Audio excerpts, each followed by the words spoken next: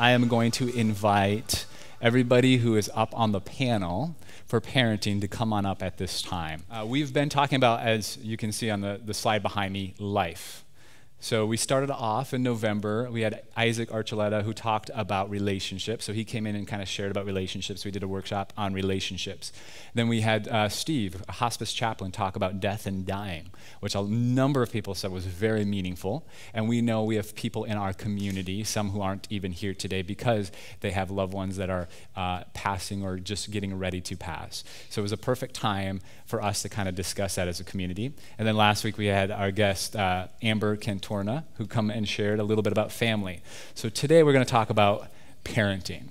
So I thought, well, I could share about parenting, but I'm right in the mess of it all. I have two little boys, ages 8 and 5, and I felt it a little pretentious of me to come and share to you all how to be good parents. So I thought it would be better to learn from these people. So in the book of Job, chapter 12, verse 12, the author writes, "Is not wisdom found among the aged? Does not long life bring understanding?" So how does it feel to be counted among the aged back here? I better be careful. But I've said this before, our culture values youth. I think our culture has misprioritized things. And this, by the way, is reflective of a number of other people I could have asked to be up here, which hopefully will kind of draw from other people at different points in times. So I apologize if I did not ask you to be up here, but everyone up here has parents, or has kids who are adults now, and you all have parents too. So either way, win-win for me there. But I thought we would learn from their mistakes here this morning. So we're going to jump in without wasting too much more time with the question. We're just going to dive right in, not waste any time, with the question of what do you feel like was one of your greatest mistakes that we can learn from? The greatest things maybe you regret that you feel like would be helpful for us. By the way, we have lots of people with young families. We have plenty of people with older kids as well, and some without kids. Some may or may not ever have kids, but I think everybody can benefit because you interact with kids no matter where you are on your life or the season. So today we're going to start with that question. And by the way, what we're going to do, since we didn't have time to go over this before, we'll pass it on down all the way to Jim. And then, no, not yet. Yeah. So you guys will answer the questions. Then when Jim, I'll ask you the second question. So you'll start the second question. We'll pass it on back. And then we'll start the third question back on that way. So we're all on the same page there. Nice. Look, working out all the logistics on the fly. So that is the question, Sheila. Maybe, and as you guys begin, you can introduce yourself briefly, your name and everything else. But what is your greatest regret or mistake that you think that we here today could learn from? Okay, I guess I get to start. I'm Sheila McGowan, and Mike and I have been going to the church for about 5 years, and we have 4 kids, 31, 29, 27, and 23. And I feel like my biggest mistake was not recognizing my tendency to demand perfection out of myself and my kids. For those of you that are familiar with the Enneagram, I'm a number 1, and that's characterized by the need to be perfect. And that, combined with some of my childhood experiences, really led me to be drawn to a very black and white evangelical type theology, where the Bible was inerrant, and there was usually one right answer for a decision that you needed to make, and if you only prayed and read the Bible and studied enough, that you would know what that answer was, including questions about parenting. And so, as you can imagine, this put a huge amount of pressure on me and on my family. I feel like I really wasn't able to enjoy my kids and just be with them because I was so busy evaluating how I was doing and how they were doing. And I think that I put pressure on them to feel like they needed to measure up in order to be loved and accepted.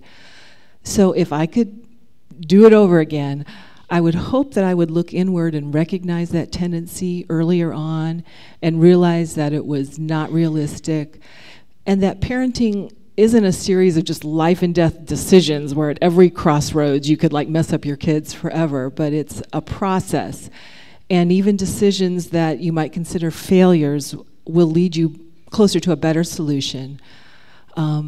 And I also wish, along with that, that I had learned to be more compassionate and loving towards myself, because I have found that the more loving and compassionate I am towards myself, the more I'm able to extend that love and compassion towards others, including my kids. And I feel like that's probably the greatest gift that you can give your kids, is to accept and love them unconditionally. Who wants to follow that? Hi, my name's Michelle Eckert, and I have 2 daughters and a daughter-in-law. And I'm so excited because they're here. So my youngest is here from Washington, and my oldest is here from Denver with her wife, Bree. And it's funny because in the old days, you just said, we're going to church, I'm going to speak. And I said to Aaron, I said, now they're old enough, I kind of have to ask. That's a big change as a parent. Biggest regret, I think most of us, and especially you that have smaller children, those years from 0 to 10, you spend a lot of time doing a lot of things. And somehow that just happens, driving, dropping off, school, whatever. And from 11 to 20, they kind of don't want to be around you as much, okay? And I think my biggest regret is during those years, sometimes I was much more reactive than I should have been. I think it's very easy for you to react when you're, not that my children ever yelled at me, right, girls? But I think it's very easy to react when they don't want to be around you, or they're smart, or they're not very nice, and you react before you even think about it. When they're younger, you just kind of say, oh, they're just kids, and you don't put a lot of weight into it. But I regret sometimes putting too much weight into it when they were teenagers, so that I reacted, and that escalated things. And escalation is never a good thing. And so if I were to think about something that I regretted the most, I think I would say to parents, even in those teenage years, don't sweat the small stuff. Don't react to that reaction that they're having, because you're the parent. You're the parent. And believe it or not, they'll get through it, and they'll come back and be really cool adults. Okay? But it's very difficult. And I wish I had reacted less, so that sometimes I think my kids, when they were teenagers, and you guys can chip in, I think sometimes they all shake their heads, no way. I think sometimes they felt like they were walking on eggshells around me. And who wants to have teenagers thinking like they're walking on eggshells around you? So that would be my advice. Don't overreact. Good morning. I'm Maria Pedregon. I have 3 boys, 32,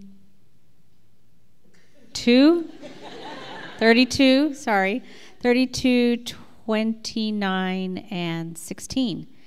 And so it was interesting being a parent. We were young parents for the first 2, more seasoned parents for the last one.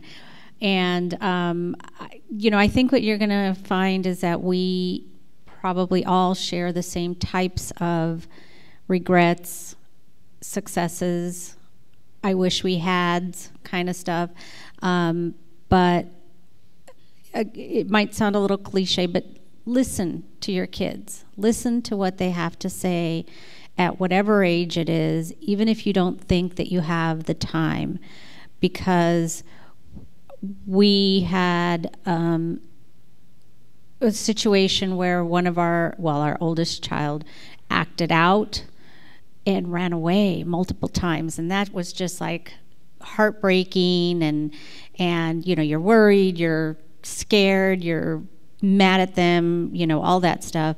But had we listened to him more, really listened, as opposed to listening only to what we thought he should be saying.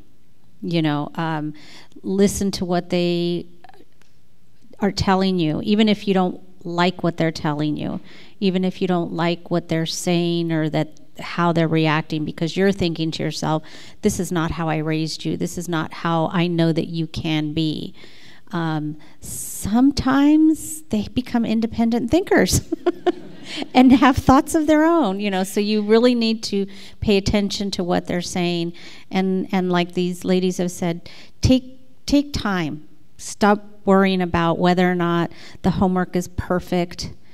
If it's done, that's great. Stop worrying about whether the rooms are clean or the beds are made or whether or not you actually gave them vegetables for dinner every night this week. You fed them. They're on clean beds, hopefully. On a bed. How's that?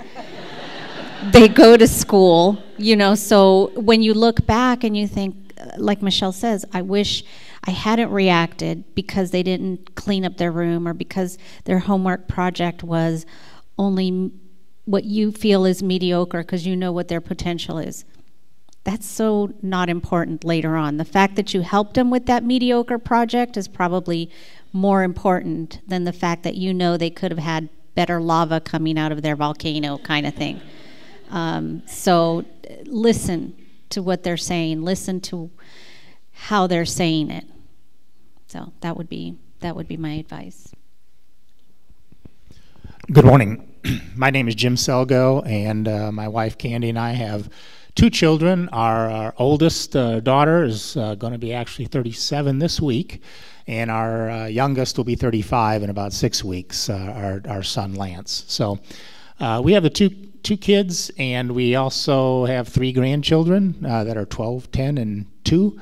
So we're getting a chance to go through that again and experience life with them.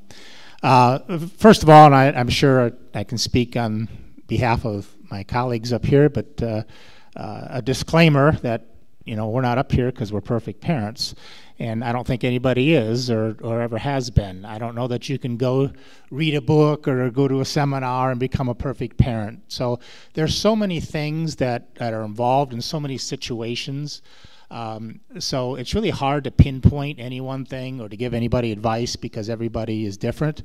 But what I would say is a couple things, and some of these ladies talked about it as well, but I think communication is very important with your kids at all times. And I also think treating kids with dignity and respect is important. It doesn't mean you can't be a disciplinarian or firm with them or give those guiding principles that they need in life. You need to do that, but you can also treat them with dignity and respect. One of the things that I also wanted to share was the fact that I spent 33 years in public education, 27 as an elementary school administrator, and so a lot of what I've learned in life isn't necessarily about what's been said to do, but a lot of it comes from observation that I've seen with parents on what not to do. And I don't want to be that parent or that person, and I think that has been helpful. So I would say treating the kids with dignity and respect at all times, even though you may be tired and worn out from work, there's stresses in life, and it's very difficult. It's an easier thing said than done, but to keep treating them with dignity, respect, and communicating with them all through their life. And I'll tell one real quick story that kind of illustrates one of my points too, is the fact that, and my mother-in-law does not have the internet, so she's not watching right now, and she can't see this. I can tell this story, and I got permission from my wife. But when our oldest, our daughter, was going to college, she's being recruited in volleyball, and we took her down. We lived in northern Ohio, up northwest corner, and we took her down to southern Kentucky, to the border of Kentucky and Tennessee, way down south, which is about a 6-hour drive. It was quite a distance. But we took her down there for a visitation in December. And when we were there, they took her away to, tour campus and so forth, and kind of gave us some free time. So we went downtown, and we were sitting there, and my wife made the comment to me, because this was our oldest. She was a senior in high school. She said, what what are we going to do? I don't know what I'm going to do when our daughter, we come and we drop her off down here, and then we take off and go home. And I said, well, Candy, do you want to live with your mother the rest of your life? And she goes, no. And I said, well, maybe Jamie doesn't want to either, So anyways, so allowing them, relishing the fact that you're training that child, and as they get older and they become independent, that's what you want them to be. This is the test, the opportunity to see it, relish that, not worry about what they're going to turn out to be and that type of thing. Well, thank you guys so much for sharing. I felt like everything you guys shared, I do all the time. all the mistakes. I'm like, oh yeah, I sweat the small stuff, like all of those things. So I was thinking about how I needed this. So thank you guys so much. And so One Church is a different kind of church. We're a progressive, open, affirming church, which isn't for everybody, and that's okay. But one of the things I think I know my wife and I, and probably other parents, have kind of wrestled with is how do we raise our kids as people of faith in today's world in a way that's not so strict or perhaps legalistic as some of us were raised. And again, I want to be careful here because I don't want to bash the way other people do it, right? But also acknowledge that there's a lot of us here that are wrestling with that. How do we pass on faith in a way that's helpful in today's world that might be more open? And what advice would you guys give concerning those of us who are raising kids or might raise kids in today's culture? Well, I think for us, we are pretty new to One Church. We started attending about a year ago. So we spent 45 years of our life in the evangelical church world. And so one of the things I think it's most important for us has been learning, and I brought this up before before here at the church, was the evangelical church will emphasize John 3:16, but they don't talk about John 3:17, that God sent His Son not to condemn the world. And so I think that's a really important point to bring up and to work with your kids on, because I think it's so crucial that they learn, and this again is something else that I've been just picking up on by reading different materials now from some of the progressive church authors, but to teach your kids that we do serve a God of love, not the God of anger. And that's really, really crucial. That we grew up with the notion that God was dangling us over the fire pit, as Brian Zahn says in his book, and that if we did something wrong or whatever, boom, He's going to drop us down forever. Okay, so I think the picture of God is totally different in terms of being a God of love, and that love extends to all people, everyone. And I'll touch upon that a little more in the next question. But I think that's important to bring your children up, to allow them to question and doubt, as our church promotes, and to talk about those things, and not to think that, well, I can't even ask this question, I can't go there. And you know what? You know what those things are. You know where the boundaries are and what you can ask and not ask or talk about. So therefore, allow your kids to have doubts and questions, but have good communication and talking to them about the God of love, not the God of anger. So I think for us it was a little bit challenging knowing what the right thing for our family was, because I'm first generation, Mexican American here. My parents are from the motherland, My husband's parents are, have been here for a few generations. I was raised Catholic. Ron was raised Catholic up to a certain point, and then his parents became born-again Christians, holy rollers, as my mother-in-law's mother used to call him, And so when Ron and I were married and having children, it was kind of like, do we go this way towards Catholicism, which, for me, even though I enjoy going, it was comforting. It was what I was used to and so on. So I wanted that comforting feeling also for my kids. But we weren't all that great about going every week. What we did, the whole catechism, First Communion, confirmation, all of that stuff, because that was something that, as not only as a Catholic, the way I was raised, but as a Mexican-American Catholic, we're hardcore Catholics, most of us.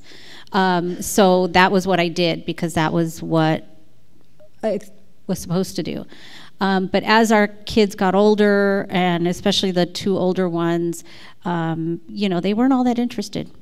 Not all that interested. And so we then kind of changed our tactic a little bit to be more of, without realizing it, more inclusive. You know what? It doesn't matter. It doesn't matter that you're Catholic, that you're this, that you're that you're not Catholic.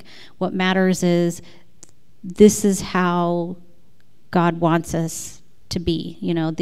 Initially we weren't all that much into Bible reading either, so it's not like we said, oh, in this verse or in this book or whatever, but rather I think it was just something inherent that our parents had instilled in us through the background in Catholicism, and then Christianity more as like I said, as a holy roller type. I don't know how else to say it, but when Ron's parents became born again Christians, it was all in. They were trying to show us as well. So I think what you need to do is like what he's saying is that you want your kids to learn about God. You don't necessarily want them to learn about a particular religion, because as we all know, just like people are flawed, religions are flawed. And, so I think that if you ask any of our three boys right now, two of them are not regular churchgoers. One is, and he's sitting out there right now. But they are God-loving, God-fearing, compassionate, empathetic, caring men.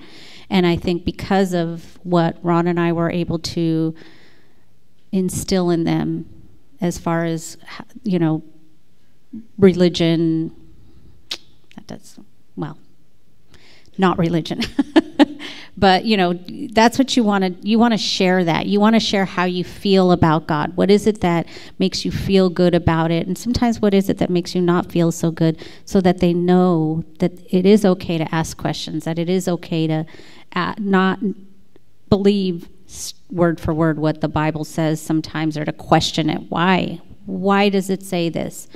Oh, well, now I get it. It's because of this or that. So anyways. Sorry, it's a little convoluted. Well, if you ask my girls, they'd be like the kaleidoscope of religions, wouldn't you? I grew up Catholic. They both were baptized Episcopal Church. They both were confirmed in Lutheran Church. And in between, we probably hit Presbyterian, non-denominational, Unitarian. I think 3 Christmases ago, we went to Cornerstone and slid down the snow hill and played with the donkeys, right? That'd be about... Okay, so my girls have been raised in a myriad of religious beliefs. But I think what's important, and that what I hope they've picked up from all of that, is that it's important to stay connected. Remember that when you're getting ready to go out the door on a Sunday and one of you is saying to the other, oh, I really don't want to go, or wouldn't you rather stay in tonight, or we have to go to church. Little ears hear all that, okay? Little ears hear all that. The other thing is, when they weren't really sure if they wanted to do anything, we did something that wasn't necessarily related to a specific religion, but we volunteered at Feed My Starving Children. They both were connected through confirmation groups, where for 3 years during middle school, which, here's a piece of advice, is not fun. Middle school is not fun, okay? Right. But during those middle school years, we went to confirmation group, 2 Sundays a month, and we went on the trip, and we were connected somehow to some being, to something that meant more than the day-to-day. I'm very affected by music, so we bonded a lot over music, sometimes in a church. I think what's important about religion and faith is bring them with you, stay committed, speak positive, and afterwards ask them one question. What did you think today? Or what did you get out of that? Or was there something that Aaron said, or one of those people talking up front said? And it doesn't matter what their answer is. The fact is there's an answer, and you're talking about it. That's all that matters. Keep having those conversations, and they'll figure it out. They'll figure it out, and they need to be comfortable believing in God and believing in the Spirit that we have all within us. And the church itself isn't as important as long as they feel good and they have those relationships.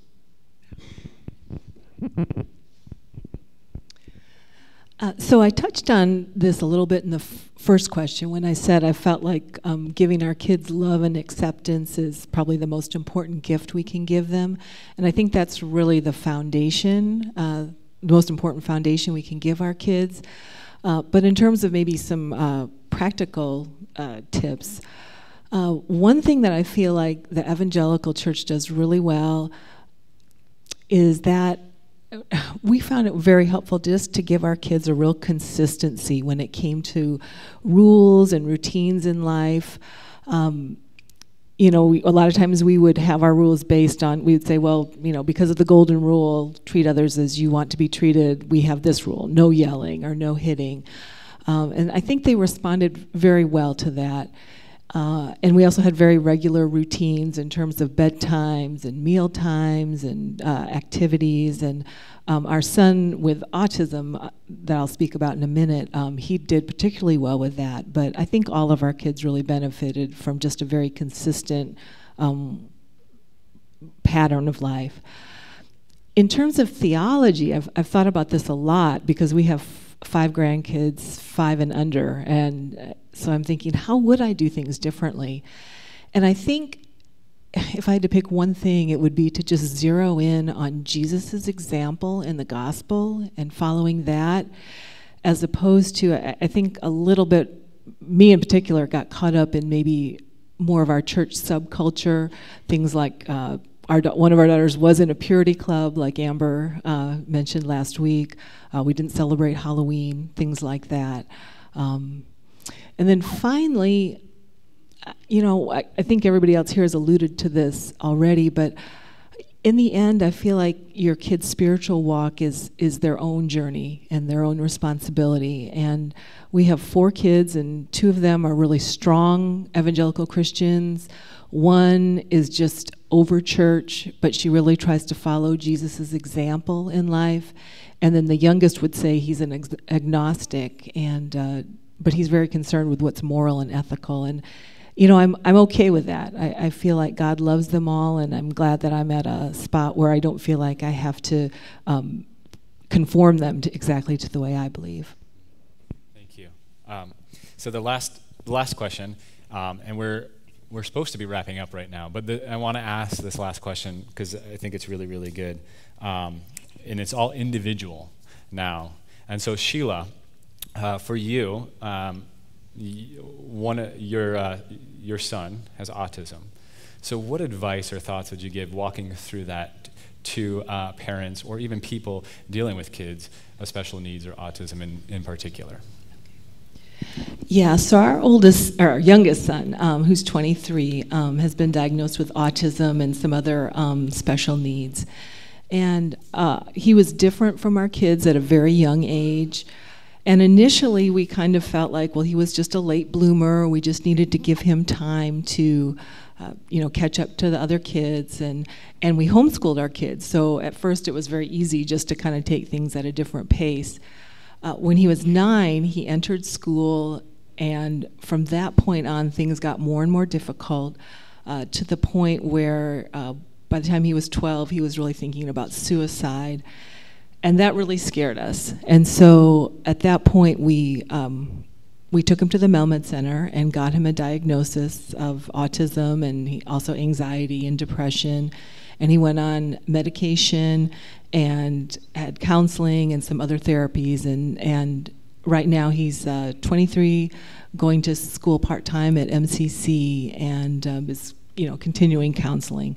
And I would say my biggest thing that I would recommend, and that was helpful to us, and that I wish we had done sooner, is we did not have him diagnosed until he was 12.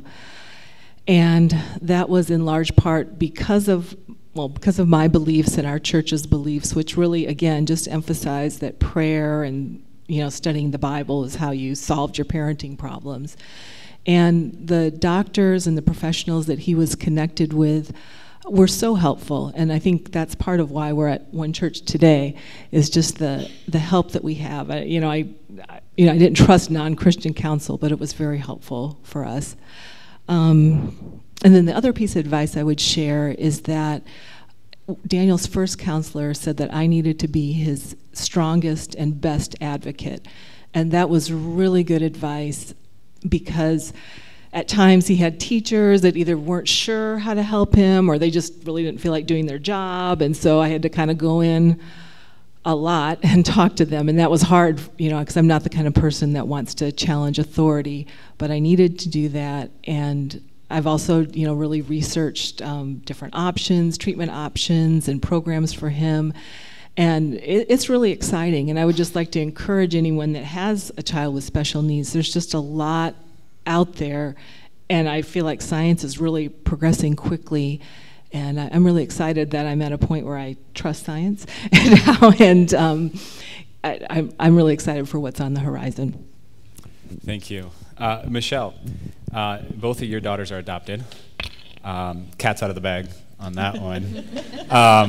But we have families here that have adopted or are considering adoption. What would you say, what advice would you give someone either considering or going through that you learned along the way as far as adoption? Well, I was blessed with both girls in the context of they arrived in our lives, my husband's and my lives when they were both very young. The process we did was very different with Dawn. We were there about 24 hours after she was born. It was an open adoption, and coincidentally, she was born in Colorado, and now she lives in Colorado. So it's a pretty funny story. She can tell you all that. And then with Dana, she was born in China, and we were blessed with her when she was 5 months old. So the difference in the process for both girls was we had a lot more of emotional ups and downs and roller coasters for any of you that are looking at adopting domestically or doing an open adoption process with Dawn, because her birth mother was there in Colorado and we were involved with them, and we stayed connected for a period of time, and then time just kind of just took care of itself and we were no longer connected, and I'll come back to that. With Dana, it was much more bureaucratic process. Whenever there was a newscast that, America and China were arguing about something, they would freeze the process. So so all of a sudden you're paying more attention to the news and you're looking at the political context of a country that I happen to have fell in love with China before Dana was born, but it's just very different. So if you're looking at international, there's a whole different series of ups and downs and ups and downs. But at the end of the day, both girls obviously came into our lives when they were young, and maybe we in the first 10, they always knew they were adopted, so you're okay with the secret.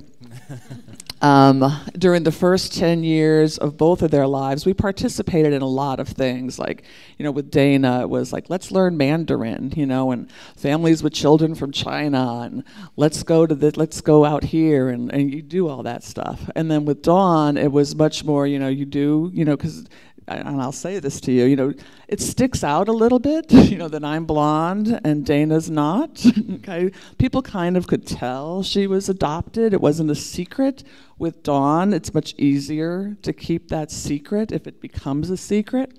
So I think it's how you deal with and talk with your children about the fact that, yes, you didn't physically come from my body, but on all the colloquial cliches, you came from my heart and yada yada yada.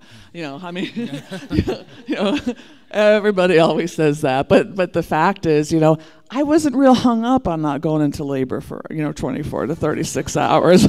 I was kind of okay with that. In fact, there's probably things about birth that I just don't know, but people think I know. It's just a whole different process of children. But I think one of the regrets I have is that when they hit the teenage years, they change too. And so they didn't want to talk about it. So in Dana's case, the Mandarin went away and the whole Chinese thing went away. And, for a while she goes through this. I mean, her father, who was red-haired and very pale, he dyed his hair black once, so she could just feel part of the family. Remember when Daddy did that? Yeah, it was just hokey, and he looked really goofy.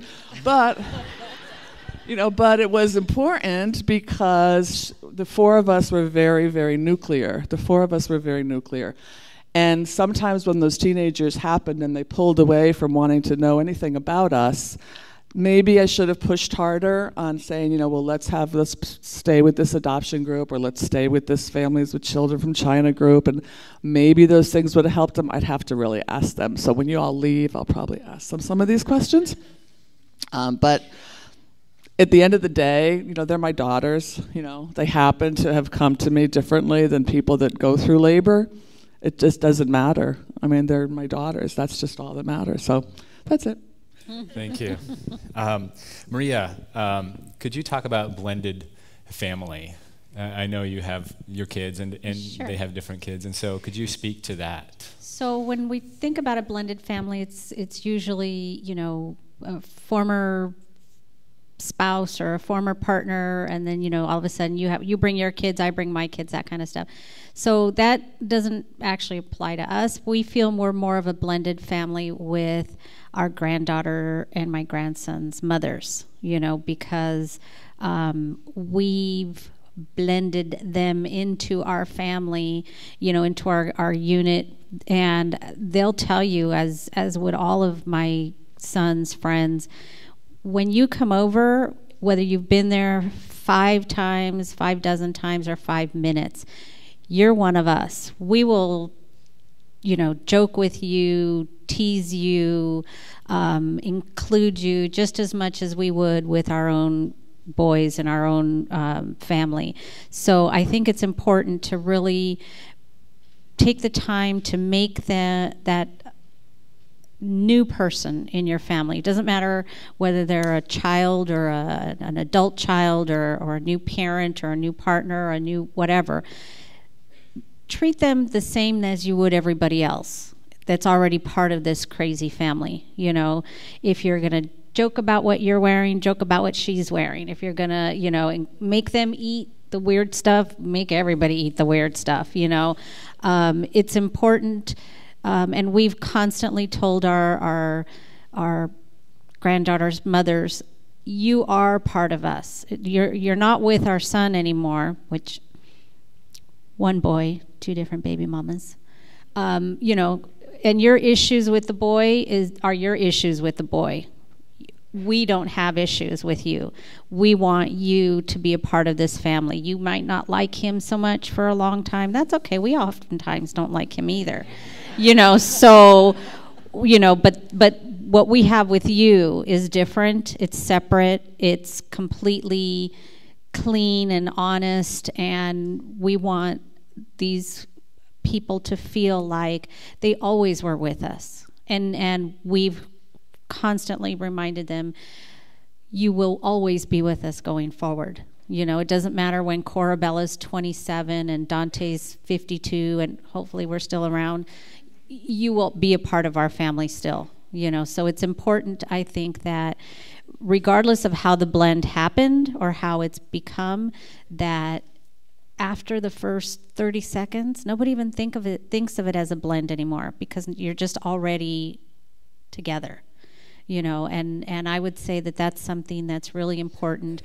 Leave all the garbage aside, push it away. It's not important. Go forward instead of always looking back at, well, that one time that you and him did this, or that he said that, or you got mad, whatever.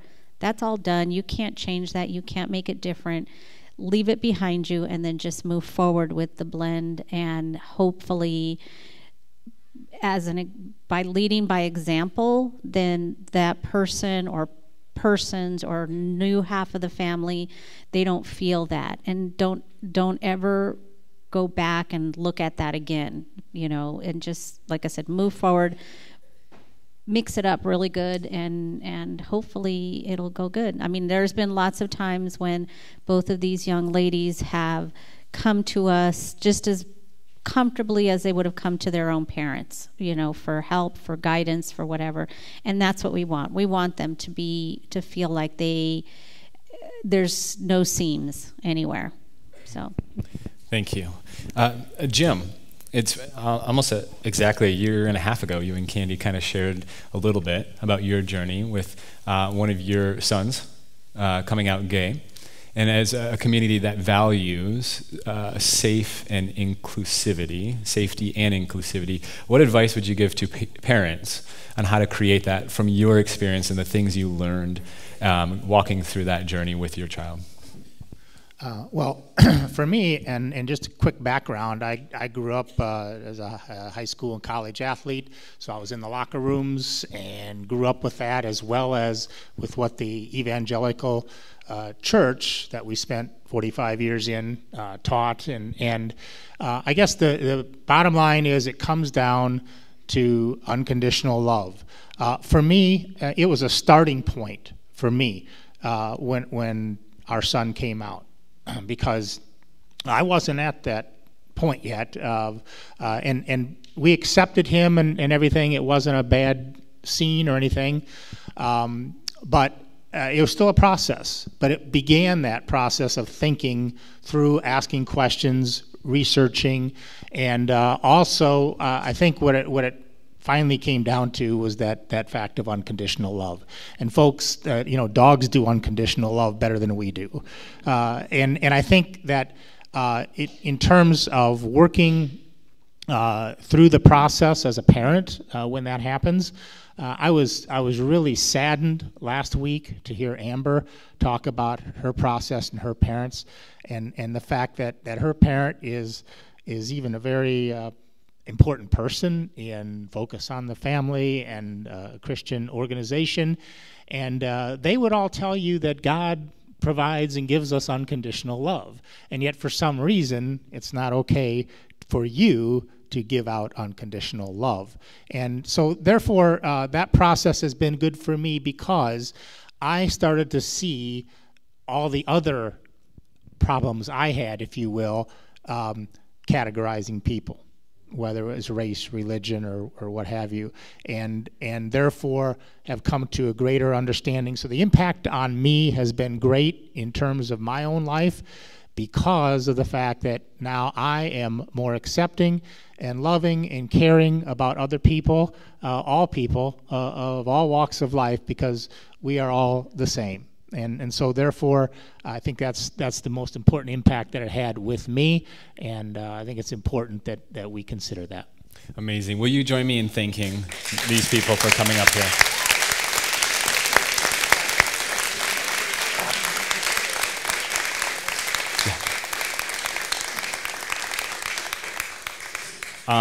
My hope is that you found at least one thing that was shared that you can take away, whether you're a parent or not, or someday will be a parent. And I'd like to wrap up with sharing, really a lot of this was shared in the things that they shared. But the next slide, actually, can we go to the next slide here? It's hard to see. But Rob Bell, who's the author of a book we went through, What is the Bible? Him and his wife came out with 17 observations on being a parent called Launching Rockets. If you Google that, you can download it. It is $30. For me, it was probably one of the best things I ever heard as far as parenting is concerned. So I wanted to at least give you guys something else too, a resource that you can have on that. And a big part of that is this idea that we're as parents here to help them, to launch them. I was always taught, I was very similar to Amber's story, where the parent was supposed to break the will of the child to mold them to be something else. And this is a very different approach. And how do we allow them to become the kind of people that they're supposed to be? On the next slide here, we're going to wrap up with this. A psalm says, "Don't you see that children are God's best gift, the fruit of the womb, his generous legacy?" Before I say this just kind of stuck to me. I know there's people here and people we know that weren't able to have children, so I want to just take a moment to express that too. And to say that can be extremely difficult as well. But no matter if that's true, you're still influential in kids' lives, and they'll look at you in that way. And so you'll take that, whether you're a parent or not, or a grandparent or not, you're parents to all of these kids that they see you out here, that they see you all over the place. And the biggest thing I felt like when it comes to launching rockets and Rob Bell that stood out to me, the number one thing he said is to enjoy your kids. That's your number one job. And how many times I've thought about that since and thought, for me, it's super difficult when my life is super stressful and crazy and filled with all my own stuff. Because what happens, and I come home and I'm already at an 8 or 9, and kids will be kids. They're just kids. They're going to say things, they're going to fight. And if I'm not taking time to enjoy them, they will pick up on that.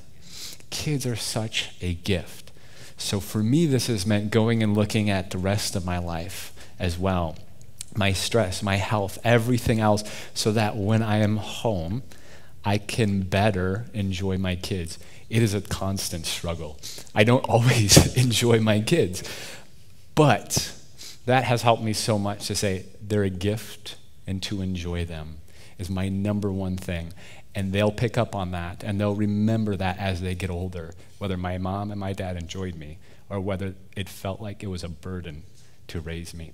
So I wanted to leave you with that, which I think was also said oftentimes up here.